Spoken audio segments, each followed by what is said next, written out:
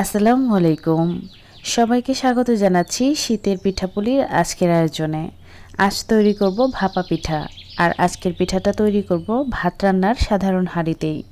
সারাদিন পিঠাটা কিভাবে সফট থাকবে তার প্রয়োজনীয় টিপস সহ রেসিপিটি শেয়ার করছি। আশা করছি সবার কাছেই ভালো লাগবে। পিঠা তৈরি করার জন্য এখানে আমি 1.5 কাপ পরিমাণ চালের গুঁড়া আর হাফ চা চামচ পরিমাণ দিয়ে দিচ্ছি লবণ। এখন লবণটাকে চালের গুঁড়ার সাথে খুব ভালোভাবে মিশিয়ে নিতে হবে। মেশানো হয়ে গেলে এর মধ্যে পানি দিয়ে দিচ্ছি প্রায় 1/4 কাপ পরিমাণ। চালের গুঁড়ার সাথে পানিটা খুব ভালোভাবে মিশিয়ে দিচ্ছি। শুকনো চালের গুঁড়া হলে পানির পরিমাপটা আরও একটু বেশি লাগতে পারে। আমার এই চালের গুঁড়াটা একদম ফ্রেশ। ভাপা পিঠা সারাদিন সফট থাকবে কিনা তা কিন্তু নির্ভর করবে এই চালের গুঁড়াটা রেডি করার উপর। এটা যদি পারফেক্ট না হয় তাহলে পিঠাটা ড্রাই হয়ে স্টিম করার সময় ভেঙে যাবে আর সারাদিন সফট থাকবে না, খেতেও ভালো লাগবে না। চালের গুঁড়াটাকে এমনভাবে তৈরি করতে হবে এতে একটা ভেজা ভাব থাকবে, সেই সাথে আপনি যখন এটাকে দলা করবেন দলা হয়ে যাবে, আবার যখন এটাকে ভেঙে ফেলবেন তখন কিন্তু আগের মতো ঝুরঝুরে হয়ে যাবে। একটু ভালোভাবে লক্ষ্য করলেই কিন্তু বুঝতে পারবেন আমার এটা পারফেক্ট হয়ে গিয়েছে। এখন আমি পরবর্তী ধাপে চলে যাচ্ছি। এখানে একটা স্ট্রেনার নিয়েছি আর এর মধ্যে আমি কিছুটা পানি মাখানো চালের গুঁড়া দিয়ে দিচ্ছি আর এভাবে একটু চেপে চেপে এগুলোকে ছেঁকে নিতে হবে। সবগুলো চালের গুঁড়া আমি ছেঁকে নিয়েছি। আর পিঠাটা তৈরি করার জন্য আমি এখানে খেজুর গুড় নিয়েছি, সেই সাথে নিয়েছি নারকেল। আর গুড়গুলোকে একদম ছোট করে কেটে নিতে হবে যাতে করে পিঠার ভেতরে এগুলো গলে যায়, কাঁচা না থাকে। ভিডিওর শুরুতেই বলেছিলাম আজকের পিঠাটা আমি তৈরি করব ভাত রান্নার হাঁড়িতে। হাঁড়ির ওপরে এরকম একটা নেটের ব্যাগ দিয়ে আমি এটাকে বেঁধে দিচ্ছি খুব ভালো মতো।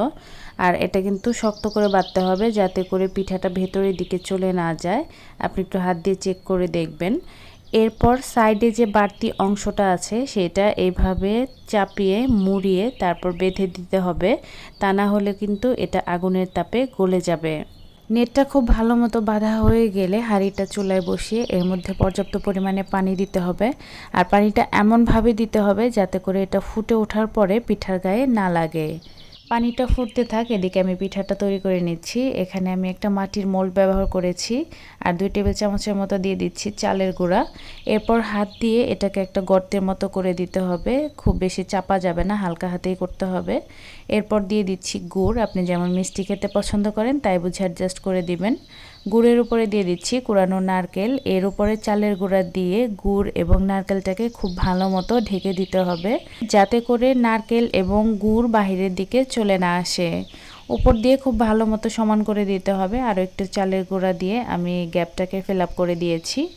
এরপর একটা পাতলা সুতি কাপড় দিয়ে এটাকে ঢেকে দিচ্ছি। আর এখানে চেষ্টা করবেন সাদা কাপড় ব্যবহার করতে, অথবা কাপড় থেকে রং না ওঠে সেদিকেও খেয়াল রাখতে হবে, তা না হলে কিন্তু রংটা পিঠার গায়ে লেগে যাবে। পানিতে যখন স্টিম বের হবে তখন পিঠাটা এভাবে দিয়ে উপর দিয়ে একটু টোকা দিয়ে দিতে হবে, এতে করে পিঠাটা কিন্তু মোল্ড থেকে ছেড়ে আসবে। কতটা সুন্দরভাবে পিঠাটা ছেড়ে এসেছে দেখে নিশ্চয়ই বুঝতে পারছেন। এখন উপর দিয়ে কাপড়টা ঢেকে দিয়ে আমি এর উপরে আবার ঢাকনা দিয়ে দিচ্ছি। আর যে বাড়তি কাপড়ের অংশটা আছে এটা আমি ঢাকনার উপরে রেখে দিচ্ছি। এখন ঘড়ি ধরে 1 মিনিটের জন্য এটাকে স্টিম করতে হবে।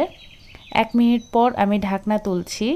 মাঝখানে আঙুল দিয়ে একটু হালকা হাতে চাপ দিবেন। আঙুলটা যদি ভেতরের দিকে চলে না যায় তাহলে বুঝে নিতে হবে পিঠাটা হয়ে গিয়েছে। আর যদি কাঁচা থাকে তাহলে আঙুলটা কিন্তু পিঠার গায়ে ডেবে যাবে। এখন আমি চুলা থেকে নামিয়ে নিচ্ছি। একইভাবে 1 মিনিট করে ভাপ দিয়ে আমি সবগুলো পিঠা বানিয়ে নিয়েছি। আপনাদের হয়তোবা চুলার আঁচের উপর নির্ভর করে সময়টা একটু কম বেশি লাগতে পারে। প্রথম পিঠাটা একটু ভেঙে দেখবেন, যদি কাঁচা থাকে তাহলে 1 মিনিটের থেকে একটু বেশি সময় এটাকে স্টিম করবেন। গরম গরম ধোয়া ওঠা ভাপা পিঠার মজাই আলাদা। তবে এই পিঠাটা ঠান্ডা হলেও কিন্তু খেতে ভালো লাগে। সারাদিন সফট রাখতে এই পিঠাটাকে একটা এয়ারটাইট বক্সে ভরে আপনারা রাখতে পারেন। পিঠাটা কিন্তু শক্ত হবে না, খেতেও ভালো লাগবে। একটা পিঠা আপনাদের সাথে একটু ভেঙে শেয়ার করছি, এটা কতটা তুলতুলে হয়েছে, সফট হয়েছে দেখে নিশ্চয়ই বুঝতে পারছেন। আর ভেতরেও কিন্তু পারফেক্টলি এটা সেদ্ধ হয়েছে।